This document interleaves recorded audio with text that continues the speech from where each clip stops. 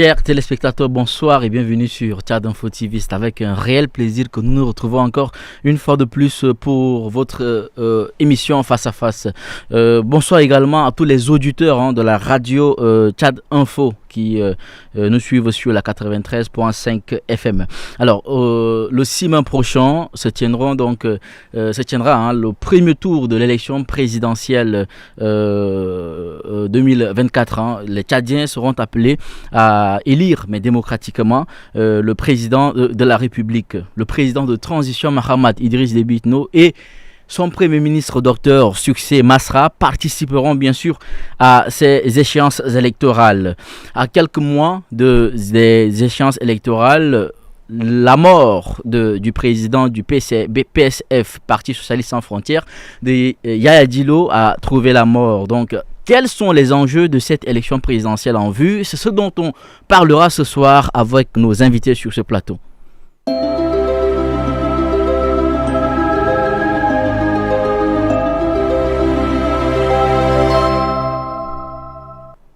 Je vous le disais à l'entame de cette émission que nous allons donc parler aujourd'hui des enjeux de l'élection présidentielle en vue. Bien entendu, l'élection présidentielle qui se tiendra le 6 mai prochain. Donc, nous avons l'honneur de recevoir sur ce plateau quelques invités avec lesquels nous allons donc échanger autour de cette thématique. L'honneur est à nous de recevoir sur ce plateau M. Béral Mbaye Boubou. Il est conseiller au Conseil national de transition. Bonsoir, conseiller. Merci de répondre à notre invitation.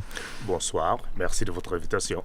C'est un honneur pour nous. Nous avons l'honneur également de recevoir sur ce plateau, pour vous et chez vous, monsieur Brahim Béchir Mourtala, directeur de la légistique et du conseil des suivis de marché à la présidence du Tchad. J'espère que c'est bien ça, si je ne me suis pas trompé. Oui, à peu près. Légistique, contrôle de légalité et suivi des marchés publics. Alors, très bien. Merci de votre invitation. Merci, monsieur Brahim. C'est tout un plaisir pour nous de vous recevoir. Je vous le disais, chers téléspectateurs, aujourd'hui, nous allons parler des enjeux de l'élection présidentielle. Alors, Mahamat Idriss Déby Itno et son premier ministre Succès Masra sont candidats à cette élection. Normalement, selon l'Union africaine, tous les acteurs de la transition ne devraient pas participer aux élections. Mais la Constitution de la République du Tchad, en voté à plus de 85% pour être précis, en décembre 2023, leur donne donc la possibilité d'être candidat. Monsieur Béral Mbaye Boubou, Mahamat candidat, Succès candidat, qu'est-ce que ça présage? Écoutez, vous avez parlé tantôt de l'Union africaine et ses exigences, ainsi que les autres acteurs de la communauté internationale. Je pense simplement que cette question, elle est évacuée. Pour être honnête, elle est évacuée à partir du moment où tout le monde a accepté le caractère souverain du dialogue national et le caractère exécutoire de l'ensemble de ces résolutions. Les participants au dialogue, même s'il y a eu quelques résistances, parmi lesquelles moi-même, les participants, dans un consensus factuel, ont autorisé les différents acteurs de la transition à participer à ces élections. Donc, pour moi, ce débat, il est dépassé. La réponse a été apportée par le dialogue. Donc, ceux qui participent à la transition dans les différentes instances ont le plein droit de se présenter à toutes les élections. La question, d'un point de vue légal, pour moi, ne se pose plus. Ça, c'est réglé. Maintenant, on revient sur la question de manière plutôt factuelle et contextuelle.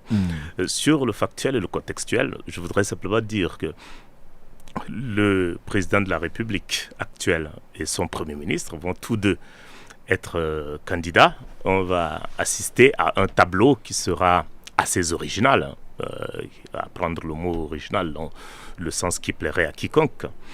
Mais on aura les deux têtes de l'exécutif qui seront des concurrents. Donc je crains fort que le pays, pour les affaires courantes, pendant quelques semaines au moins, ne soit laissé à sa propre merci. Parce que les deux têtes de l'exécutif vont aller chacun battre campagne pour son camp, pour la conquête du pouvoir suprême. Donc il y aura quelques difficultés, j'en suis certain. Il y aura quelques contradictions, c'est évident, c'est intrinsèque à la démocratie. Et donc les affaires courantes seront mises à mal parce qu'il faudrait bien que quelqu'un se concentre sur ce qui nous préoccupe en ce moment, la cherté de la vie, la montée des prix du carburant qui font l'objet de contestations actuelles, les revendications du corps des travailleurs, etc., etc. Donc la crainte qui est à avoir, c'est simplement que le pays ne soit abandonné à lui-même. Même si le Premier ministre disait tantôt dans une interview que est-ce qu'un pilote et un copilote peuvent arriver à l'atterrissage dans un même aéroport? Oui, ils peuvent arriver, mais en l'occurrence, le pilote et le copilote se disputent le manche à balai de l'avion. Donc, on risque fort que, à tout le moins, l'avion ne fasse un atterrissage forcé. Et au pire, il peut faire un crash parce que le copilote et pilote doivent suivre les mêmes instructions. Mais en l'occurrence, s'ils se disputent le manche à balai, eh bien, l'avion va tanguer et chacun sait ce qu'il risque d'arriver. Alors, un peu de perturbation dans l'administration publique, voilà, ça c'est l'analyse du conseiller Béral, et on est tous d'accord que la question de la légitimité, elle ne se pose plus. Voilà, donc ça c'est derrière nous. Maintenant, juste les deux, Mahamat Idriss Déby Itno candidat et Dr Succès Masra candidat, est-ce que c'était prévisible, Monsieur Brahim? Bon, moi, j'évite de jouer au devin. Moi, je ne suis pas un devin et je ne suis pas là forcément pour voir ce que cela présage. On a dans ce pays toujours prévu le pire. Le pire n'est jamais arrivé, Dieu merci. Et je suis très content, très heureux d'entendre du conseiller national Béral nous dire que c'est normal qu'il y ait les deux candidats, que c'est dans l'ordre naturel de la démocratie. Et il est vrai, il a raison. Aujourd'hui, moi, sans parler de ce que cela présage, je voudrais d'abord indiquer et appuyer quelque chose, toute la symbolique du fait qu'aujourd'hui au Tchad, nous ayons un Premier ministre et un président, tous deux candidats, tous deux capables d'exercer en toute liberté leur droit constitutionnel à concourir au suffrage universel. Et je ne veux pas dire que cela est la preuve d'une maturité démocratique. Il est vrai que nous sommes encore en train d'aller vers cette maturité démocratique que nous recherchons, qui n'est pas toujours facile, mais quand même nous pouvons admettre, et je pense que le conseiller Béral admettra avec moi, que c'est une avancée notable pour notre démocratie, que de voir que c'est lui qui, il n'y a pas longtemps, c'est lui qui invectivait la transition, qui a considéré que la transition était une erreur et qui a en tout cas traité la transition de tous les noms d'oiseaux, venir aussi comme les autres, participer à cette transition, apporter sa contribution, finaliser la transition en gardant sa liberté, son droit de citoyens tchadiens à pouvoir concourir au suffrage universel comme n'importe qui. Et cela montre aussi que, contrairement à ce que les apôtres de l'Apocalypse, dont le conseiller Béral, qui vient nous dire qu'il a peur de ceci ou de cela, que contrairement à ce qu'il pense, nous pouvons quand même avoir à un moment confiance en notre pays et être optimistes. Qu'est-ce que cela présage? Le Conseil national peut avoir une crainte plus ou moins légitime en se disant que si les deux, le Premier ministre et le Président, sont en campagne, le pays est laissé à sa merci, à la merci et à son propre sort. C'est un peu mal connaître l'administration en général, parce que quand on connaît l'administration, on sait que le président de la République, le Premier ministre peuvent aller en campagne électorale sans que l'État ne soit abandonné à son propre sort, parce qu'il y a des administrateurs dans ce pays qui gèrent le quotidien. Et c'est pas trop cher payé quand même pour la démocratie que d'avoir une parenthèse de 3 semaines où la vie de la nation ne s'arrête pas, mais où les Tchadiens peuvent en toute liberté choisir et décider de celui qui aura la lourde mission d'être à la tête, de conduire la destinée du pays. Alors, merci Brahim. On revient à conseiller Béral. Quels sont les principaux défis auxquels le Tchad est confronté à l'approche de l'élection présidentielle qui est juste là, qui arrive en tout cas à grande part? Nous sommes confrontés à de nombreux défis. Je suis très heureux pour mon vis-à-vis, M. Béchir, qui est d'un optimisme proverbial. C'est très bien. je suis toujours content quand on a la chance d'avoir l'anesthésie face aux réalités qui sont brûlantes, mais on les trouve. C'est pas une anesthésie, c'est un optimisme, et le pays a besoin, quand même de personnes optimistes quand même. Vous avez une bonne dose d'anesthésie, je l'apprécie. Non, je regarde le verre à moitié plein. Ce que je vous dis, c'est simplement que depuis la mise en place de la CONREC, Commission nationale d'organisation du référendum constitutionnel, j'avais déjà dit que le verre à destruction massive était dans le fruit Tchad. Il était déjà là. Et avec l'adoption de la nouvelle constitution, dont on nous a fourni des chiffres, qu'il s'agisse du taux de participation, qu'il s'agisse des résultats, tout le monde sait, du moins tout le monde honnête du pays sait, que ce sont des chiffres sortis du diable Vauvert. Donc, à partir de là, nous avons Pourquoi mis vous dites en cela? place... Tout le monde sait. Quelle preuve vous avez? Je dis tout le monde honnête. Je n'ai pas dit tout le monde. Tout le monde honnête. Une personne honnête juge à partir des faits. Juge à partir des faits. Pas à partir des spéculations. Je suis certain que vous savez vous-même que les bureaux de vote étaient vides. Vous ne pouvez pas savoir ce que je sais quand même. Vous le savez. Vous n'êtes pas dans ma tête, monsieur. Je n'ai pas besoin d'être dans votre tête. Je sais que vous et moi sommes dans le même pays. Et alors, vous savez que les bureaux étaient vides. Mais notre façon de voir les choses les bureaux peuvent différencier. Vides. Ok, d'accord. Donc vous avez des électeurs invisibles.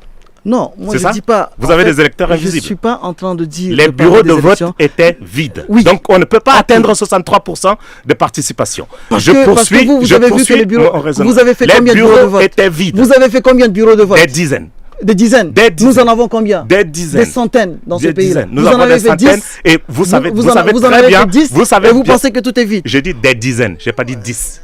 Ok, des dizaines. Des dizaines, ça ne peut pas être 10. Et vous considérez que des centaines, dans les centaines, il n'y a nulle part des personnes. Vous savez très bien en tant que juriste. Arrêtez de dire. Vous savez très bien en tant que juriste. Je sais ce que vous parlez de vous. Parlez de vous et à partir de votre point de vue. En tant que juriste, vous savez très bien. Mais vous ne pouvez pas dire ce que je sais. Lors des participations électorales. Ce que je sais, c'est pas ce que vous savez. Lors des participations électorales, la capitale est la plus représentative. Ça, vous le savez très bien. Selon quelle loi? Vous savez que notre monde... Selon quelle loi? Non, mais c'est pas la loi. Donc on ne doit pas compter... Ça, c'est sociologique.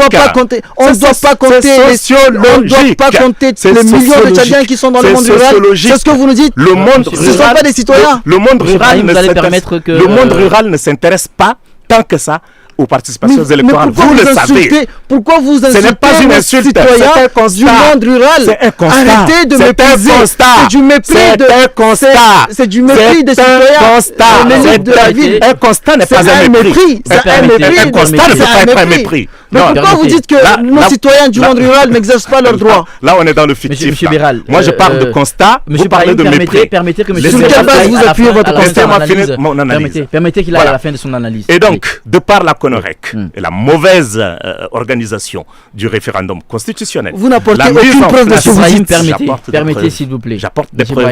La mise en place des différentes institutions qui vont gérer les élections avec des personnalités à moralité douteuse. Comme qui? Je le répète, comme à moralité douteuse. Comme qui? Je n'ai jamais dans ma vie cité un individu. Vous les connaissez. Parce que vous n'avez pas de preuves. Vous les connaissez. J'ai des preuves.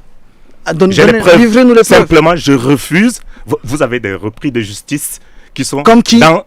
Vous avez des repris de justice nos qui sont dans ces institutions. Nos citoyens ont besoin de le savoir dans ce cas. S'il y en a, dites à nos citoyens que vous représentez. Je sais qu'ils les connaissent.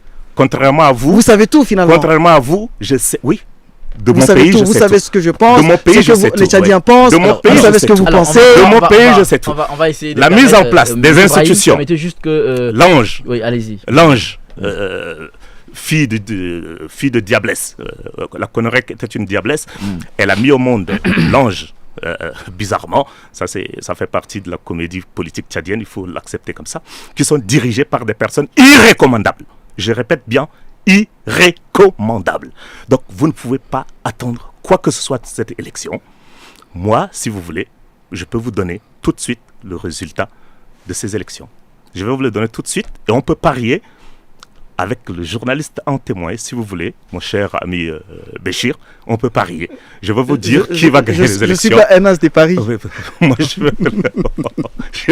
vais vous le donner tout de suite le résultat, parce que je connais les personnes qui dirigent les institutions. Conseil constitutionnel, Ange, Konorek hier, mauvaise constitution, pas très bonne constitution plutôt, mais votée dans de mauvaises conditions. Nous sommes mal partis pour l'issue de cette transition. Soyons honnêtes. Voilà. Alors, on remet la parole à Brahim. Brahim, vous avez été presque pas d'accord avec tout ce que le conseiller dit. Vous avez la parole maintenant pour le contredire. Mais, il faudrait qu'on puisse poser des bases, il faudrait qu'on puisse entendre. La prochaine fois, si votre interlocuteur a la parole, vous lui permettez de finir. Et si vous n'êtes pas d'accord, vous allez dire pourquoi vous n'êtes pas d'accord. Alors, on revient à vous. Quels sont, selon vous, si vous voulez rebondir sur ce qu'il a dit, vous avez la parole, vous allez rebondir, mais en même temps je vous pose ma question, c'est celle de savoir quels sont les défis auxquels le Tchad est confronté pendant qu'on s'approche de l'élection présidentielle. Oui. Alors moi je le laisse s'exprimer. Nous sommes dans un pays démocratique où des opposants et même des apôtres de l'apocalypse comme Beral peuvent parler, donc c'est pas moi c'est pas moi qui vais limiter sa liberté. Je suis un vrai défenseur de la liberté, mais quand même ce que je veux dire c'est quoi, c'est que Beral fait du Beral, heureusement, des invectives, heureusement, du pessimisme, et toujours prédire le chaos. Or, et sur aucun fait, tout ce que M. Beral vient de dire, il n'apporte aucun fait.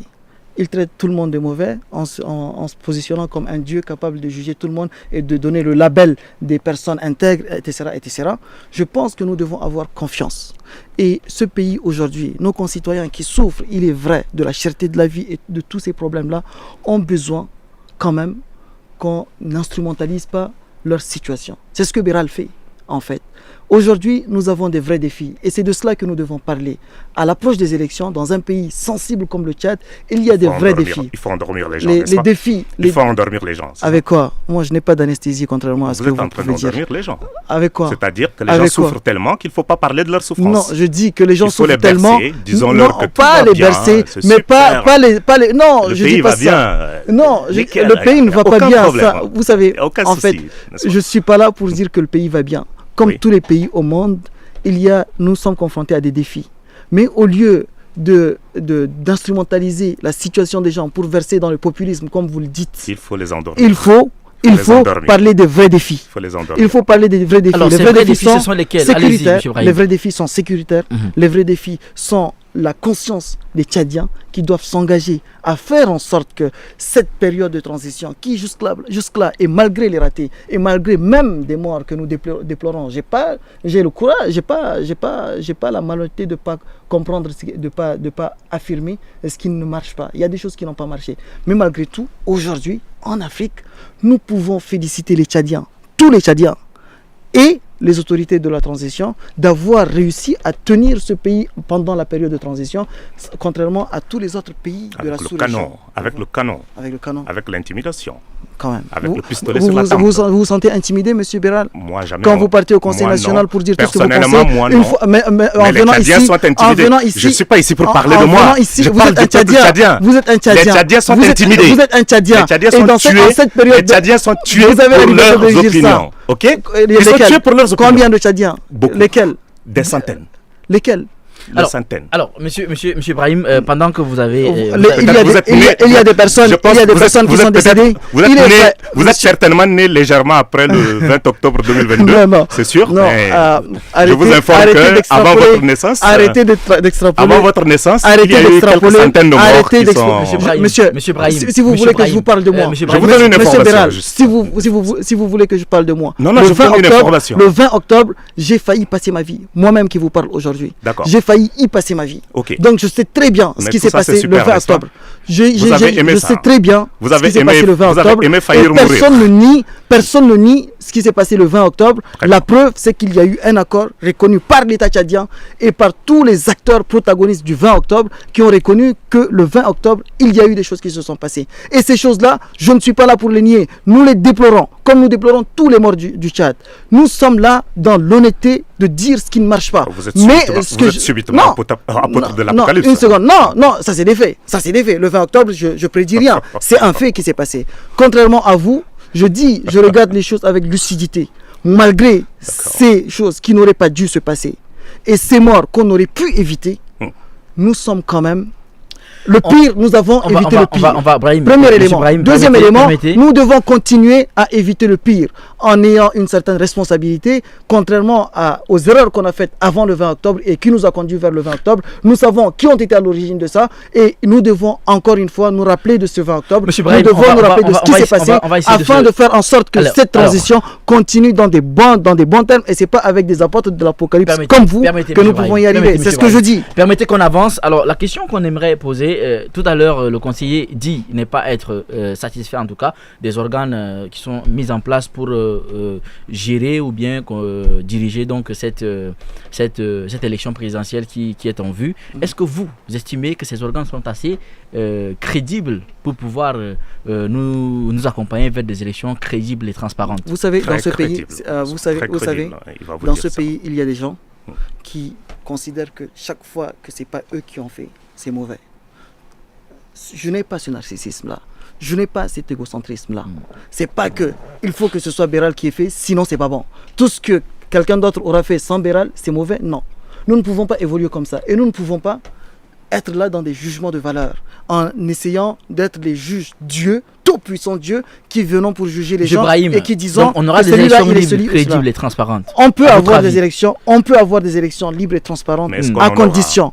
Une seconde. Moi, je suis pas là. Je ne sais pas ce qui va se passer demain. Je ne suis pas un devin et je n'ai pas de compétences en la matière. Je suis juste un simple juriste et un administrateur qui peut analyser les choses à partir des faits, rien que de faits, tous les faits, seulement les faits.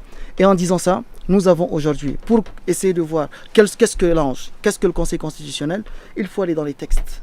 Nous sommes dans l'administration. Les personnes nous importent peu, mais c'est les conditions juridiques qui entourent les organes chargés des élections. De ce point de vue, nous pouvons dire que l'ange est tellement bien encadré qu'on peut éviter certains démons. Vous voyez, contrairement à la Conorec. Et vous allez voir que contrairement à la Conorec, une seconde, mais je donne des preuves concrètes. Je donne des preuves. Il y a dans la loi, dans la Constitution, article 238, l'ange est une institution indépendante et autonome. Et la loi organique régissant l'ange a tellement fait attention à cela qu'il y a 3 dispositions, 3 articles qui rappellent la même chose. Article 2, l'ange est une structure indépendante et permanente. Article 3, dans l'exercice de sa mission, l'ange agit en toute indépendance, impartialité, transparence et professionnalisme. Article 4, l'ange n'entretient aucun lien hiérarchique avec les autres institutions de l'État, pas même avec la présidence, pas même avec la primature. On a les ingrédients juridiques qui permettront à l'ange de jouer pleinement son rôle. Vous voyez? Et moi, je n'ai que ces faits sur lesquels je peux me baser pour dire que l'ange peut être débarrassé, s'est débarrassé et débarrassé de ces démons. Maintenant, ce que les hommes en feront, on attend. Au lieu de faire merci Brahim, merci. On revient au conseiller Béral qui n'est pas d'accord avec ces institutions qui sont mises en place, qui estime en tout cas que des personnes qui dirigent ces institutions ne sont pas crédibles et que l'on ne doit pas s'attendre à grandes choses. Alors, conseiller Béral, selon vous, quelles sont les réformes nécessaires, si possible, si c'est encore possible de recadrer les choses, quelles sont les réformes nécessaires pour garantir en tout cas l'indépendance et l'impartialité de l'ange et du Conseil constitutionnel, 2 organes qui sont vraiment au centre de ces élections présidentielles? Je réponds par la fin de votre question. La première chose que je voudrais dire, c'est qu'il n'y a plus rien à faire. Il n'y a aucune réforme en ce moment avant d'arriver aux élections. Le train est lancé, il est sur les rails. Maintenant, la deuxième chose que je voudrais dire, je suis sincèrement contrit. Je suis triste que mon cher compatriote Béchir soit un excellent juriste, mais manque de courage moral. Ce qu'il vient de faire, c'est de la mauvaise foi, mais étoffée. De la mauvaise foi étoffée. Pourquoi? Parce qu'il a énuméré les articles qui prêchent en faveur de sa chapelle, en citant ce qui affirme simplement, ne confirme même pas, affirme l'indépendance de l'ange. Mais il n'a pas fait mention des articles qui traitent de la façon dont les membres de l'ange sont désignés. Rien que par ça. Lorsque ces personnes sont en grande partie désignées par le président de la République, lui-même candidat, vous conviendrez avec moi, si vous avez un peu de courage, d'honnêteté, qu'il y a matière à questionnement là-dessus. C'est le président de la République qui désigne la plupart des membres de l'Onge. Donc, la durée de leur mandat ou bien l'affirmation dans les textes ne garantissent absolument rien. Et vous savez mieux que moi, en tant que juriste, que dans notre pays, les textes n'ont jamais été ce qui aurait fait défaut à notre classe politique pour pouvoir avancer. Nous avons toujours eu des textes excellents. Mais ces textes-là ne nous ont jamais servi à faire quoi que ce soit.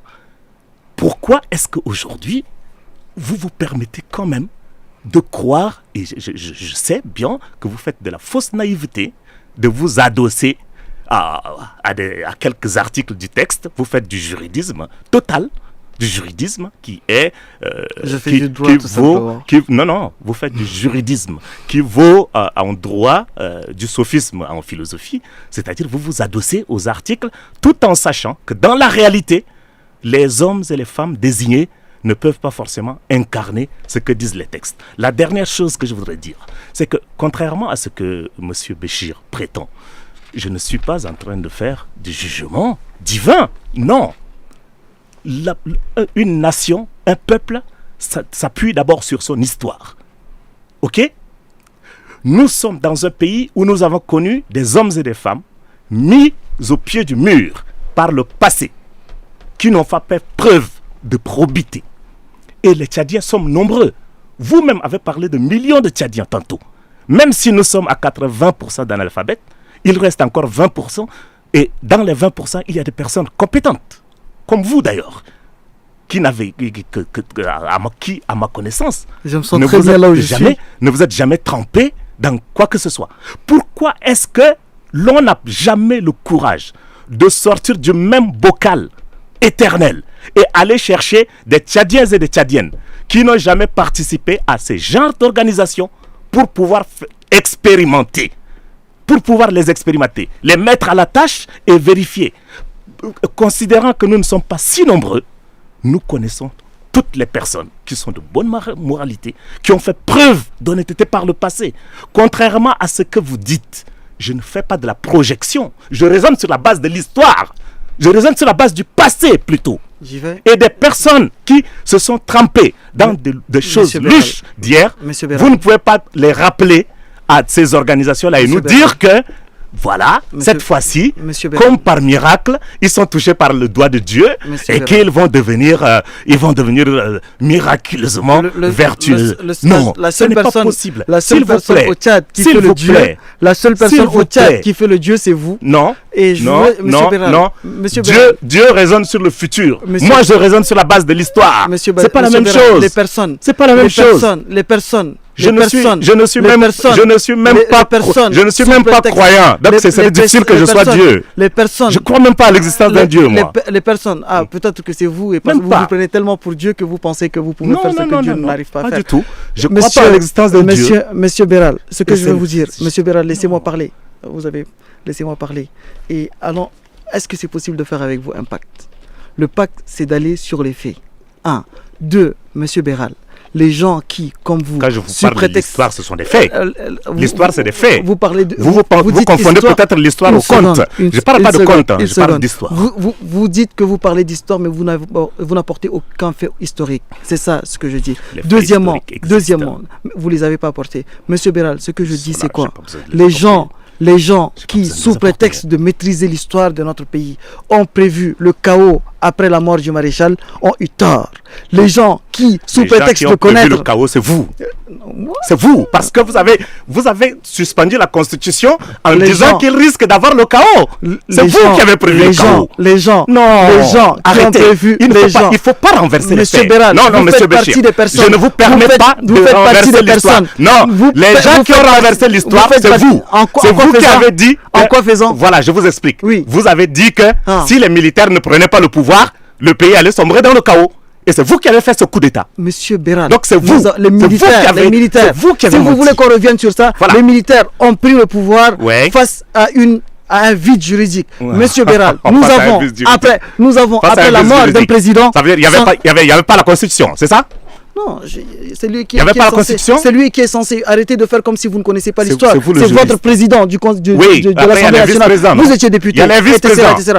Il y avait les vice-présidents. Non, le président. À qui on a proposé? Le président, Oui. j'y vais. Le président Ouais. de l'Assemblée nationale Ouais. de l'époque, Mm. non seulement a dit qu'il ne pouvait pas Ouais. faire cela, Mm. il avait dit que face à une situation où le pays est compromis par des personnes qui peuvent attenter à l'intégrité de son territoire, Ouais. il vaut mieux que l'armée prenne ses responsabilités. Ça veut dire que Et l'armée a pris ses ne responsabilités. peut pas, Comme l'armée ne toujours. peut pas, Et l'armée vous ne peut qui pas parlez de combattre. l'histoire, Ça veut dire vous qui parlez de l'histoire du Tchad, l'armée ne vous peut qui pas combattre la parlez- rébellion en étant vous dans la parlez- caserne. Vous qui parlez de l'histoire du Tchad, Est-ce que de la vous qui caserne, parlez- on ne peut pas Laissez-moi combattre finir. la rébellion? Laissez-moi finir. Vous qui parlez de l'histoire du Tchad, vous savez que depuis 1975, ce sont les militaires qui ont réussi à gérer des situations d'instabilité dans ce pays. Et très mal, ça, très- c'est de très l'histoire. mal d'ailleurs. Très Maintenant, mal. on peut en parler. Très mal, On nous peut en allons- parler. Nous allons- Deuxième chose. Moi, je constate Mais quelque chose, rapidement, Monsieur Béral. finissez, Oui, très finissez, rapidement. Brahim, allez-y, Je constate finissez. quelque chose, Finissez. Monsieur Béral.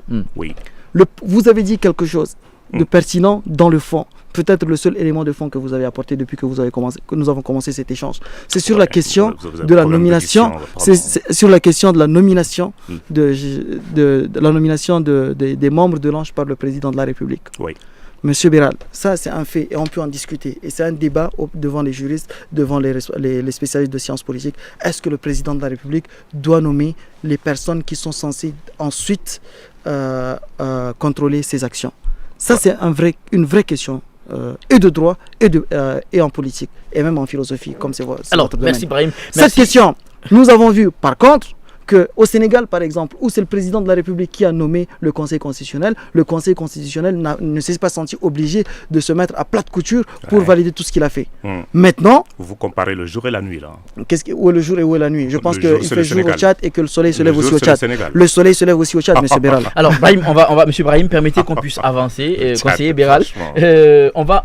Vous avez une mauvaise idée. Vous avez une mauvaise perception de votre pays quand même. Que j'avais évoqué à l'entame de cette émission, c'était la mort de l'opposant Yaya Dillo, qui avait donc été assassiné il y a quelques jours en arrière. Et pendant que nous sommes à quelques mois à l'approche de l'élection présidentielle, la question qu'on aimerait poser, ça pose un problème de sécurité. Déjà que c'était un opposant au régime en place et qui normalement devrait être aussi candidat. La question qu'on se pose, c'est est-ce que la mort de l'opposant Yaya Dillo n'aurait pas une influence sur le processus électoral en vue? Et est-ce que les dispositions, qu'est-ce que les dispositions qu'il faut prendre en tout cas pour assurer la sécurité d'autres candidats qui seront et aussi d'autres opposants? Alors, Monsieur Brahim Béchir, qu'est-ce que vous dites de ça? Comme je l'ai dit tout à l'heure, en fait, il y a des ratés dans cette transition et il y a des éléments qu'on peut déplorer. Bien que, en général, le Tchad reste un exemple de transition, un exemple imparfait, bien sûr. Et la mort de Yaya Dillo, que nous déplorons comme la mort de tous les Tchadiens, d'où qu'ils viennent, la mort de Yaya Dillo doit résonner en nous, en chaque Tchadien, comme une piqûre de rappel que nous sommes dans une période sensible et très complexe. Il est vrai. Et aujourd'hui, les événements du 20 octobre, comme les événements dont a été victime du 28 février, où il n'y a pas seulement Yaya Dillo qui est décédé, où il y a d'autres Tchadiens aussi qui sont décédés, des militaires et même des gens, des civils, qui sont décédés. Tout cela doit nous rappeler que nous devons faire preuve de retenue et que nous, tous les Tchadiens, sont appelés à faire preuve de responsabilité. Les militaires, les autorités de transition, nous, tous les citoyens que nous sommes, et c'est seulement en faisant en sorte que chaque Tchadien apporte sa part en fonction de ses responsabilités que nous pouvons non seulement sortir de cette transition en paix, mais que nous pouvons maintenir ce pays et dans la paix, dans la quiétude, permettre à tous les Tchadiens de vaquer à leur occupation et faire en sorte que les cycles de fratricide où des frères et des sœurs se tuent, s'entretuent et meurent soient complètement de l'histoire racontée à nos enfants et jamais des faits vécus par nos enfants. Donc moi c'est un peu ça que je retiens de la mort regrettable de Yaya Dillo et de tous ces Tchadiens qui, avant la transition, mais est-ce que cela aura une répercussion sur le processus électoral? Oui, non? Vous savez, je reste optimiste. Et mon optimisme n'est pas de l'aveuglement comme essaye de le faire croire Béral. Nous devons faire preuve de responsabilité en étant optimiste et en travaillant pour le meilleur. Moi, je ne suis pas là pour travailler pour le pire.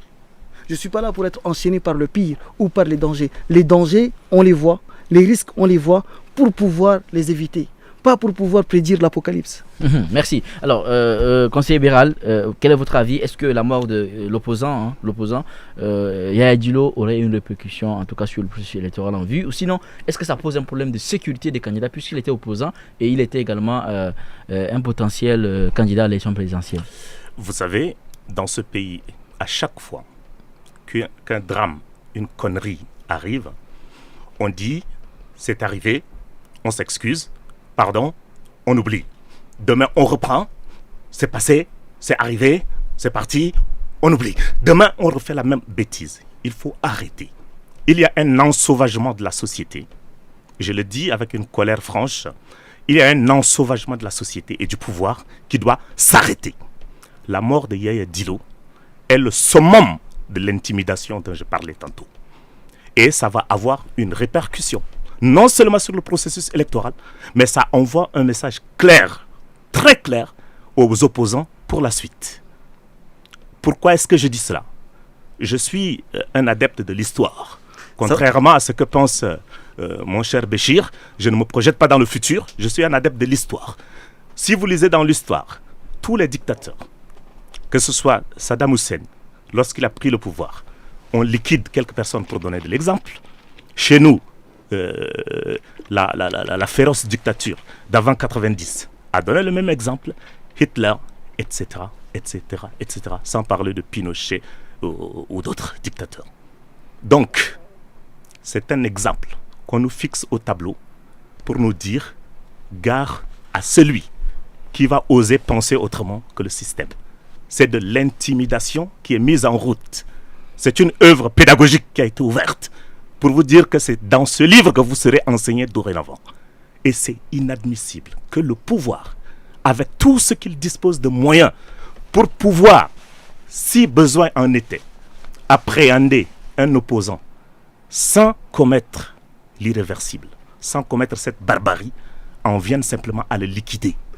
On a liquidé un homme, un être humain, comme si on avait nettoyé une couche de poussière sur une table. Et on nous dit, tout va bien, c'est juste quelques turbulences. L'atterrissage va bien se passer. Non, ça ne va pas bien se passer. Ça ne va pas bien se passer. La deuxième chose, c'est l'apocalypse. La deuxième chose qui témoigne, c'est l'apocalypse. La deuxième chose qui témoigne de l'ensauvagement de ce pouvoir, c'est quoi? Si on dit que M. Dilo est mort dans un échange de tirs, alors pourquoi est-on venu après raser le siège de son parti? Sommes-nous encore des êtres humains à ce niveau-là? L'homme est parti, ok. Pourquoi en quoi est-il nécessaire de venir ensuite raser le siège de son parti? La raison d'État. Très bien. Félicitations pour cette réponse. Ça veut tout dire. La raison d'État. J'ai pris chacun de ces mots en majuscule. Lorsqu'on dit raison d'État en sciences politiques, pour moi qui ai fait de la philosophie politique, ça veut dire que ça cache des choses sales.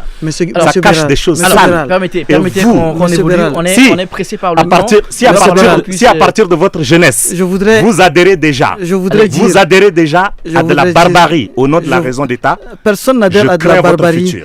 Personne n'adhère à la barbarie. S'il vous plaît. Personne n'adhère à la barbarie. Il y a de la sauvagerie, il faut la refuser. Non, monsieur Béral. Il faut rejeter la sauvagerie. Laissez-moi parler. Allez-y, rapidement. Laissez-moi parler. Rejeter la sauvagerie. Monsieur Béral, allez-y. vous, en fait, le seul problème que j'ai avec vous éventuellement, c'est la façon dont vous traversez la vérité, la réalité. Vous vous appuyez sur les faits uniquement pour faire ce que vous faites. Donc, monsieur Dilo est encore vivant. Une seconde. J'ai dit, attends. C'est pas un fait, d'accord. On n'a pas rasé son siège non plus. Je dis, monsieur Béral, vous parlez français. J'ai tout inventé. Vous parlez français. J'ai tout inventé. Vous parlez français. Je dis que vous traversez les faits. J'ai pas dit que vous traversez les faits. Oui. Donc, ça veut dire qu'il est pas mort. J'arrive. Il est pas mort, le mec. Non, les faits sont là. La mort de Yaya Dilo est un fait que vous travestissez. C'est ça que je dis en français. Ah, je devais dire que c'est excellent plutôt. Non, une seconde, c'est pas ça que je dis. Vous dites en disant que c'est de l'intimidation des opposants, alors que vous-même, en tant qu'opposant, vous êtes libre aujourd'hui de sortir de chez vous pour venir dire tout ce que vous dites librement, honnêtement, franchement, y compris en faisant du populisme, vous ne pouvez pas dire que et tous les autres Tchadiens ont peur, sauf M. Béral qui est le nombril du monde. Moi, je n'ai pas peur. Alors, monsieur Brahim, permettez tous les Tchadiens, il y a des Tchadiens, il y a des opposants tous les matins, il y a des opposants qui continuent à faire leur vie d'opposition et qui, du matin au soir, sont en train de s'opposer sans qu'ils ne soient inquiétés. Yaya Dillo est un opposant. Et ce qui lui est arrivé est déplorable. Que paix à son âme. Et faisons en sorte que ce qui est arrivé à Yaya Dillo, comme à tous les Tchadiens, n'arrive pas. Allez expliquer ça à ses orphelins. Paix à son âme, ça va les nourrir. Alors, monsieur, arrêtez ça. Monsieur, ce qu'on doit arrêter, c'est de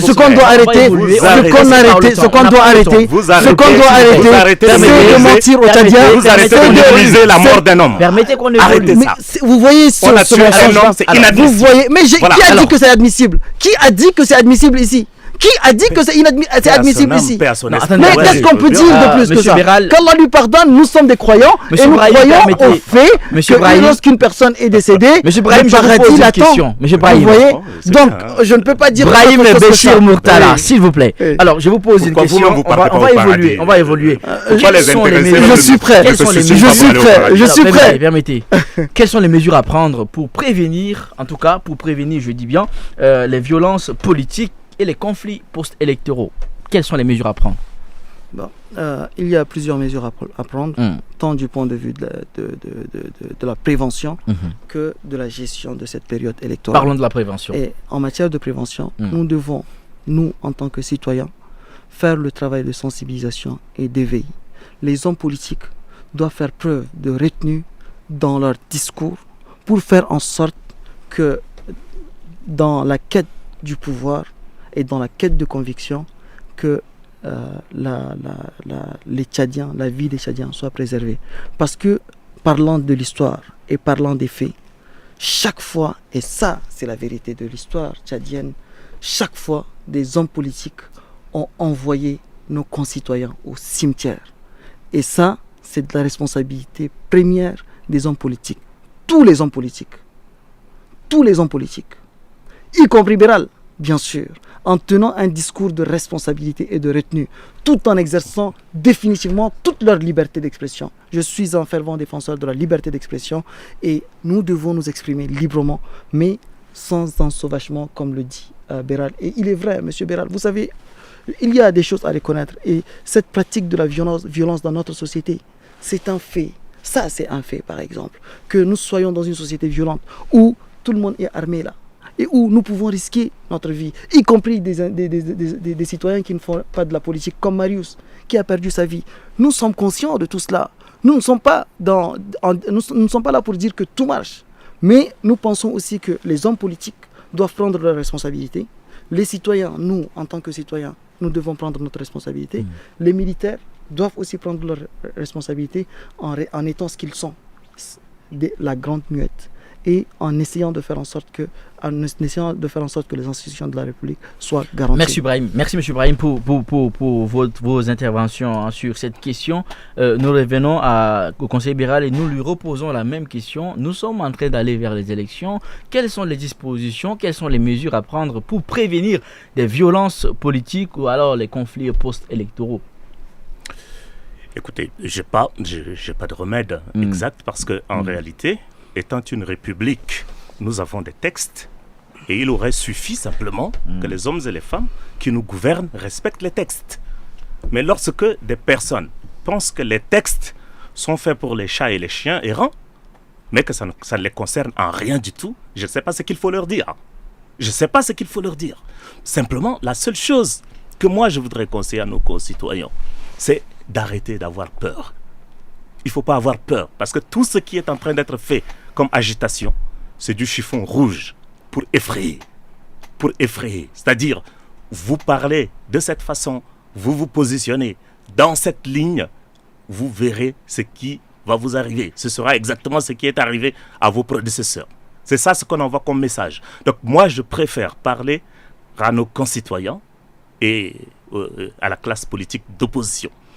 de se dire simplement que la peur doit quitter notre sémantique, doit quitter notre vocabulaire. Il faut parler ouvertement, comme on veut, quand on veut, comme vous faites. On veut. Tant que nous sommes vivants, on va continuer de parler. Et que si le fait d'avoir liquidé un opposant, vous pensez que c'est un message effrayant que vous nous envoyez, vous vous trompez. Alors, vous allez faire ça à chacun de nous, c'est votre problème, mais nous, on va continuer. Moi, je ne crois pas à un paradis ou à un enfer après la mort. Je sais que si on me liquide aujourd'hui, je vais devenir de l'engrais pour les arbres, et puis tant pis. Mais ça ne va pas me faire taire. Je ne suis pas né pour me taire. Je n'ai qu'un seul pays, c'est celui-ci. Je vais y parler. Je vais en parler. Quoi qu'il m'arrive. Voilà. Merci conseiller. Alors conseiller Béral, pendant qu'on est en train de finir d'arriver à la fin de notre émission, avant de vous donner la parole, de vous redonner la parole pour votre mot de fin, qu'est-ce que vous attendez donc de la communauté internationale dans cette élection présidentielle? Ah non, moi je suis là, ma réponse va être très brève. Je suis de celles et ceux qui ne comptent jamais pour un seul centime sur la communauté internationale pour s'occuper de mon pays. Et pourtant, elle joue un rôle très important. Elle joue ce rôle-là, on doit le diminuer de plus en plus. On doit le diminuer de plus en plus. Je suis jaloux de la souveraineté. Au moins, on se rejoint quelque part. Je suis jaloux de la souveraineté de mon pays et je pense que ce sont les Tchadiens qui doivent s'occuper de leurs problèmes. Je me fiche royalement comme de mes dernières chaussettes de la communauté internationale. Ce n'est pas mon problème. D'ailleurs, je suis souvent en colère contre toutes ces personnes qui sont là, ouais, c'est la France, c'est la France, c'est la France. Ouais, vous continuez à crier sur la France. Tous les pays travaillent pour leurs intérêts. Il est normal que la France chasse ses intérêts. Moi aussi, si un jour j'avais la chance de diriger ce pays, je ne travaillerais que pour le Tchad et jamais pour aucun autre pays. Donc la communauté internationale, excusez-moi de le dire dans ces termes, je m'en fiche, mais radicalement, c'est pas mon problème. Conseiller Béral n'a rien à demander à la communauté internationale, il n'attend rien de la communauté internationale. Vous dites que vous êtes d'accord avec lui, qu'est-ce que vous voulez dire Donnez-nous plus de précision. Depuis que j'ai commencé à parler, si vous vous rendez compte, je parle que des Tchadiens, des citoyens tchadiens, des autorités et des leaders, notamment leaders politiques. Et ce sont nos seuls moyens. Aucun autre pays, aucune autre communauté, aucune autre institution ne viendra construire ce pays-là ou préserver ce pays-là à notre place. Nous devons, et je rejoins Béral quand il est lucide comme cette fois-ci, je rejoins Béral quand il est lucide comme cette fois-ci, en disant que oui, nous devons compter sur nous-mêmes, sur nos moyens et sur les Tchadiens. Bien que, en tant qu'institutionnaliste, en tant que cadre de l'administration, je sois conscient que le Tchad vit dans une communauté, vit dans un climat, et que la communauté internationale, elle est là, elle existe, elle appuie le Tchad, mais elle ne vient qu'en appui.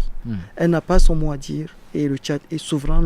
Tous les Tchadiens doivent être jaloux de leur souveraineté, comme jaloux de la justice et de la paix, qui sont les deux mamelles importantes de notre société. Avant de revenir à vous pour votre mot de fin, on redonne donc la parole au conseiller Béral. Conseiller Béral, nous sommes à la fin de cette émission. Merci pour vos analyses pertinentes. Quel est votre mot de fin avant qu'on ne puisse clôturer?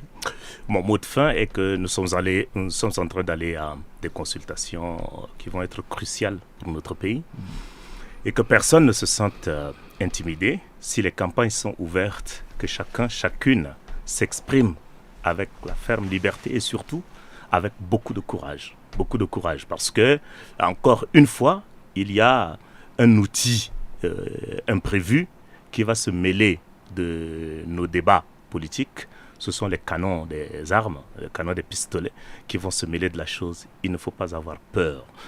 Moi, je ne suis pas croyant, mais j'ai été de toute ma vie d'éducation catholique, qu'il s'agisse de ma famille ou des écoles que j'ai faites, avec Béchir en partage d'ailleurs, pour le lycée. J'ai appris une chose, on m'a toujours dit qu'il faut avoir peur de celui qui est capable de détruire votre esprit ou votre âme, mais jamais de celui qui va détruire votre corps. Et c'est ce message que je voudrais transmettre aux citoyens. Il ne faut pas avoir peur, parce qu'aujourd'hui, nous sommes dans un système qui veut faire de la peur sa fondation. On veut bâtir un régime, on veut bâtir un pouvoir, on veut bâtir un système sur la peur. Supprimer la peur de votre vocabulaire et nous verrons un jour le bout du tunnel. Voilà. Merci, conseiller. Je vous en prie. Monsieur Brahim Béchir, quel est votre mot de fin? Je suis désolé que Beral soit à ce point pessimiste, alors que M. Beral est un conseiller national qui représente nos compatriotes et qui doit avoir une certaine vision. Vous constatez que le seul moment où on lui demande de proposer des solutions, il nous dit qu'il n'y a pas de remède. Mais lorsqu'il s'agit de prédire tous les malheurs du monde, il est là, il a les arguments et il a l'intelligence pour faire ça. Je pense aussi que nous ne devons pas insulter ou mépriser nos concitoyens et nous dire que nos concitoyens sont capables de responsabilité, comme ils l'ont toujours montré. Aujourd'hui, nous traversons une période très sensible qui doit nous permettre d'exercer librement tous nos droits et tous nos devoirs, parce que dans la Constitution du Tchad, les citoyens ont des droits et des devoirs. Donc en toute lucidité, être réaliste aussi.